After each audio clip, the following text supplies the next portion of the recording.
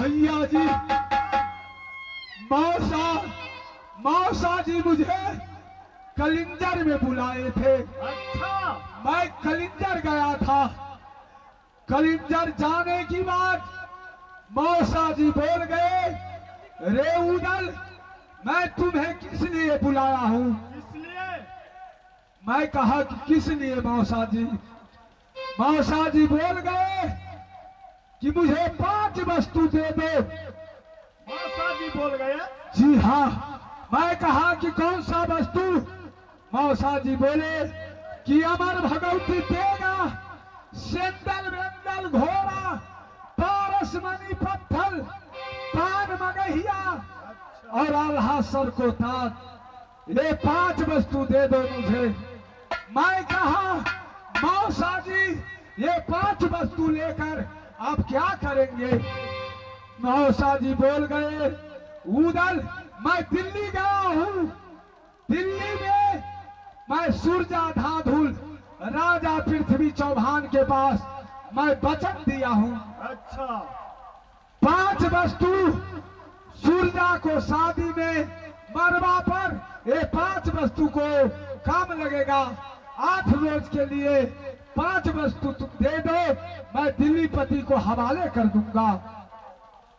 भैया जी, मैं सोचने लगा कि कुछ नहीं, मैं 7 बार दिल्ली को तोड़ा हूँ। सही बात। हो सकता है मेरे साथ राजा पृथ्वी सूरजाधाधुल कोई राजनीतिक चाल चला है। मैं देने से इनकार हो गया। भैया जी, मौसा जी कसम दिया, रे उदल, अन्न खाओगे, गौ के मांस खाओगे, पानी पियोगे, मद पियोगे, रात्रि में सोओगे, अपनी माँ देवला के सेठ पर सोओगे। तो मोहब्बा खाली कर दो। ये मोहब्बा तुम्हारा बाप का नहीं है, मोहब्बा मेरा है, मेरा रस्तानी है, मेरे नाम है। मोहब्बा खाली कर दो। क्या मौसा जी बोल गए? हाँ भैया जी। नहीं उदल, ये सब झूठ बात है, झूठ बात है। जी नहीं, आप कहते हैं उदल दारू पीता है, गांजा पीता है, झूठ बोलता है। जी नहीं, अगर नहीं विश्वास है तो जाकर आप मौसा जी से मनाइए।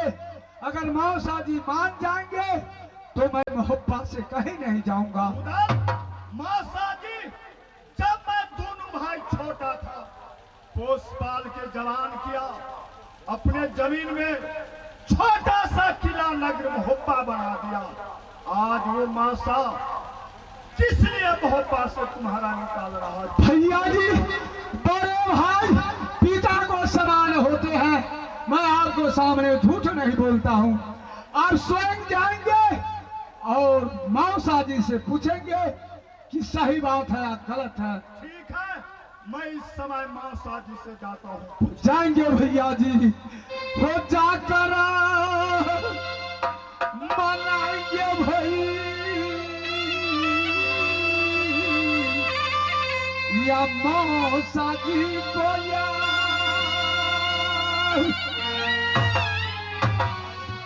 हो मौसा जी पगला गए भैया भैया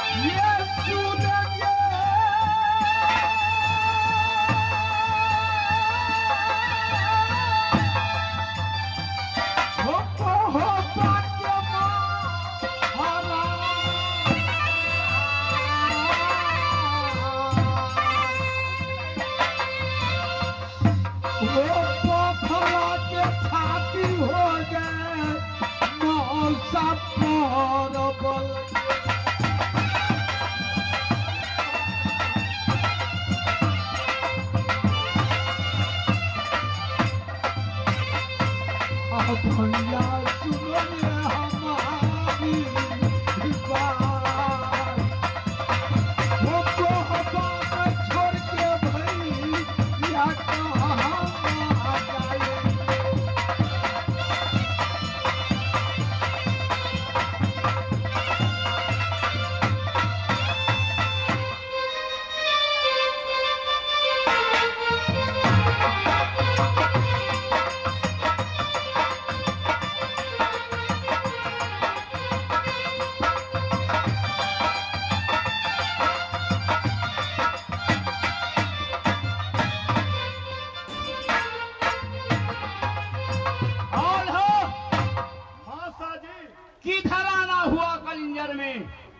मौसा जी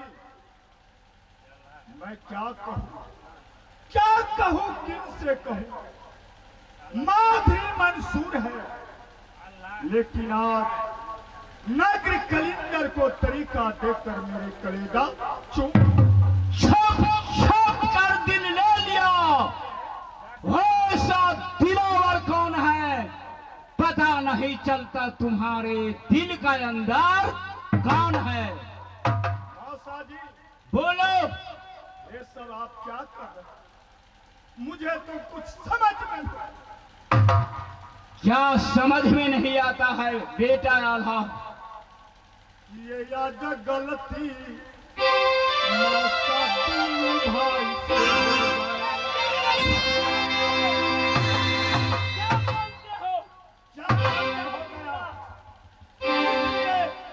राज मोहब्बा से आप मुझे निकाल रहा। रूदल आया, मैं उनसे पूछा मुझे 8 रोज के लिए 5 सामान दे दीजिए, सेंडल बेंडल घोड़ा और मगहिया पान और पारसमणि पत्थर, आल्हा तुम्हारे सर का ताज, उदल हाथ का अमर भगवती देगा। ये 5 सामान दे दो, 8 रोज में मैं फिर वापस कर दूंगा। उदल ने बोला मौसा जी ये सामान कौन बतलावे? रुदल आल्हा का चांद हाजिर है, ये सामान लेकर आप क्या कीजिएगा? मैंने उदल से कहा मैं दिल्ली गया था, सूरजा धांधुल पृथ्वीराज का मैं वचन दे दिया हूँ, ये 5 सामान मैं उससे दूंगा तुमसे लेकर। रुदल बोल गया मौसा जी मैं मर जाऊंगा मिट जाऊंगा लेकिन ये 5 सामान नहीं दूंगा। इसीलिए मैं बोल गया रे रुदला, जिस जगह मोहब्बा में तुम उपस्थित होते हो ये मेरा केवाला है, मेरा लश्करी है, मेरा जमीन है, मेरे कलिंजर के सीमा में पड़ता है। मोहब्बा में अन्न खाओगे, गौ के मांस खाओगे, पानी पियोगे, मद पियोगे, रात्रि में सोगे, अपने माता केवला का सेज पर सोगा। ये कसम देकर अभी तक तुम मोहब्बा खाली नहीं किया। मौसा जी सब कुछ तो आपने कहा है, ये आप 5 वस्तु नहीं लीजिए कि किस लिए 7 बार उधर दिल्ली को लूट लिया। डर लगता है। जो भी उदल किया अपने लिए मैं करता हूँ अपने लिए। जब ये 5 सामान मैं पृथ्वीराज का नहीं दूंगा, दुनिया का छत्री मेरे नाम पर थूक डालेगा कि परमालिक सिंह वचन देकर पीछे लौट गया, मेरे नाम का बदनामी होगा, मेरा मान गया, शान गया, इज्जत गया, मेरे इज्जत को बचा बेटा। मौसा जी ऐसा न कीजिए मौसा जी। तो ये 5 सामान दोगे? नहीं, ये मैं कभी नहीं दूंगा मौसा जी। मेरे भाई उधर कभी नहीं दे सकता है। तो जल्द खोपा खाली कर दो। नहीं मौसा, मैं कहाँ जाऊंगा? किसके द्वार जाकर मैं जीवन बिताऊंगा गुरुआ? कहाँ जाऊंगा, किसके द्वार जाओगे? ये संसार में किसी का कोई नहीं है। रे खाली कर दो या बबो हो पागला, न कपिठिया के भला हम रखे के देउला।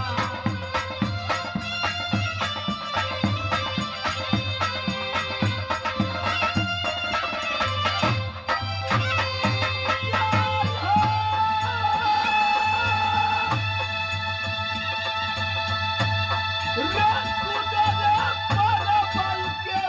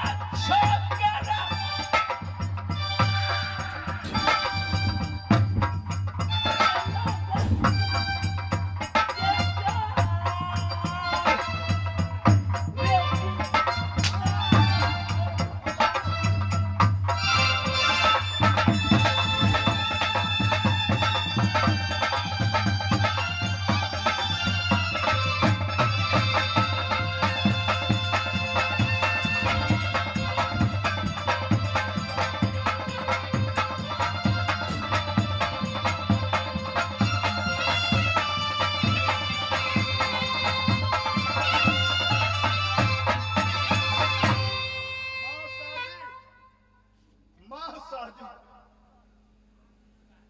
ऐसा न कीजिए मासा, विपत्ता पड़ गए हो दल को, के दुआरिया जाकर जीवन बिताइएगा।